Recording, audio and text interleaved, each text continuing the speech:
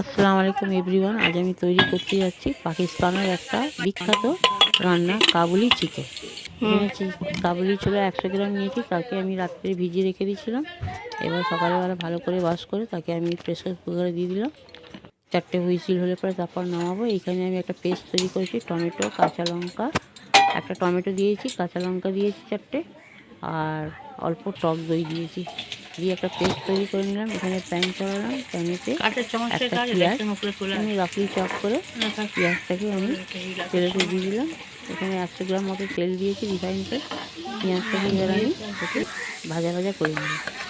পেঁয়াজটা আমার লালচে ভাজা হয়ে গেলে এখানে বেরেস্তা তৈরি করার জন্য নামিয়ে নিলাম। নামিয়ে এবার আমি সেই তেলে চিকেনগুলোকে ছেড়ে দিচ্ছি। এখানে আমি 2টো লেগ পিস নিয়েছি, একটা উইংস নিয়েছি, আর 2টো ব্রেস্টের মাংস নিয়েছি। নিয়ে আমি অল্প করে তৈরি করছি, কেন আমাদের ফ্যামিলি অনেক ছোট্ট, সেই কারণে।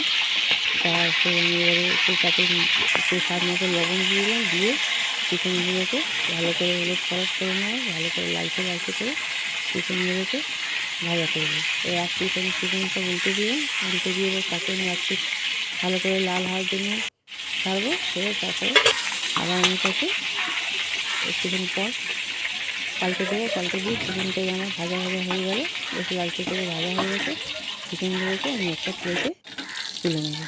এবার চিকেন ভাজা থেকে যে তেলটা বাঁচবে সেটা আমি একটা হাঁড়িতে ঢেলে দেবো। ঢেলে দিয়ে তাতে আমি তেলটা গরম হলে টমেটো আর দই তৈরি করে রেখেছি, সেই পেস্টটা আমি দিয়ে দেবো।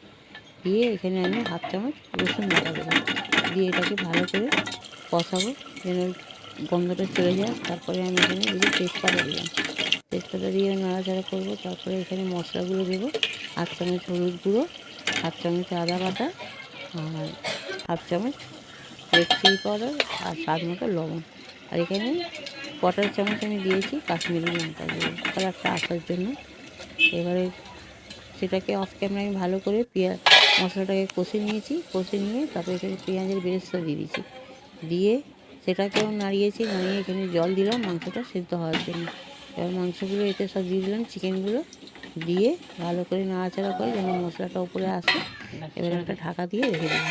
মিনিট 10 পর আমি ঢাকা খুলে দেখছি জলটা আমার শুকিয়ে এসছে, তার মানে আমার চিকেনটা পুরোপুরিভাবে তৈরি হয়ে গেছে। এবার আমি এখানে সেদ্ধ করা ছোলাটা দিয়ে দেবো।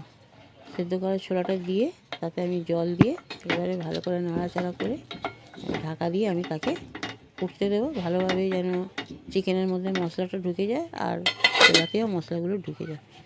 এবার আমি ঢাকনাটা খুলে এতে একটু কাসুরি মেথি দিয়ে দেবো, একটু গরম মশলা দিয়ে দেবো, দিয়ে আমার কাবুলি চিকেন রেডি সার্ভ করার জন্য।